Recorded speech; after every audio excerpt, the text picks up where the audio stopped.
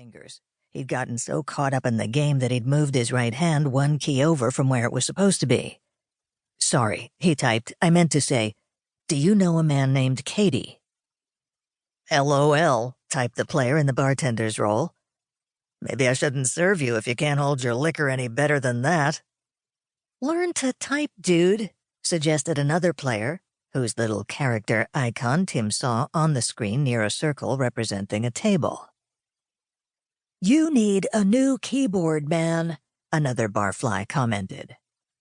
"Geez, kid, ease up on the caps key and stop shouting," the bartender said. Tim sighed and pushed his chair back from his desk.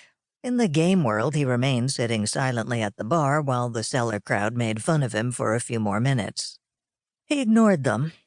In real life, he looked around his office and realized he should have gone home hours ago.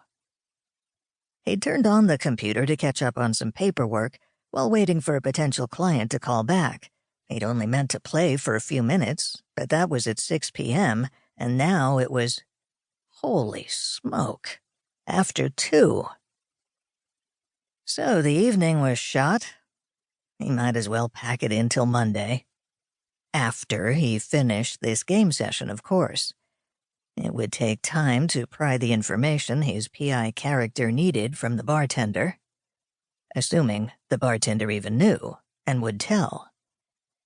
For what it was worth, he now knew that the bartender was played by a real person rather than controlled by the computer that ran the game. Did that mean it would be easier to get information out of him, or harder? Tim hadn't played Beyond Paranoia long enough to guess. But he wasn't in the mood anymore, although, come to think of it, he wasn't really ready to return to real life either, especially since he had the nagging feeling he should be someplace else, doing what? Not something for Turing. She'd have seen him online and reminded him, and not Maude either. She'd have asked Turing to remind him. Ray! Damn! He was supposed to meet Ray Santiago to help him out with something. Ray typically didn't say what. Tim grabbed the phone and called Ray's number. No answer. He hung up after 10 rings. He glanced back at the screen. In Beyond Paranoia, the bartender was asking him if he wanted another round. He had his on-screen character shake his head. He rummaged through his desk for the paper where he'd written down the information. 10 p.m. at the Aztec Maze. "It's just a dance club," Ray had said, seeing Tim's dubious look. "No ritual sacrifices to the harvest gods or anything like that." "I don't dance a lot," Tim said.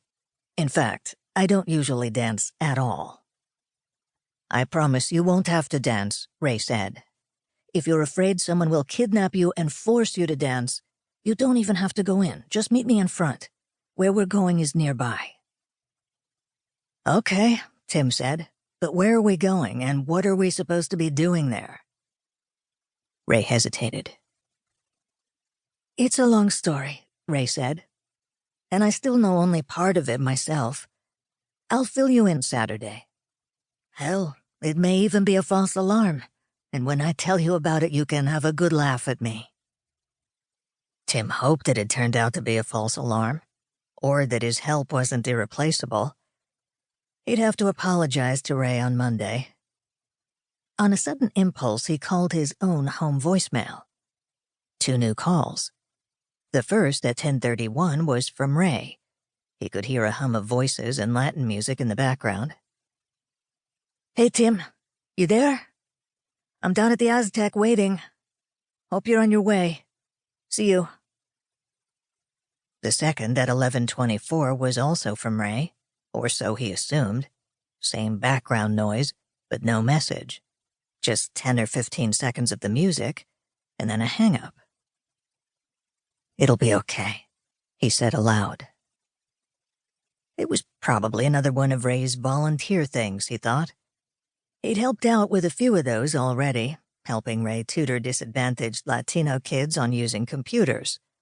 Which was a farce because after 10 minutes of fooling around with the machines, most of the disadvantaged kids could run rings around Tim at the keyboard. Taking this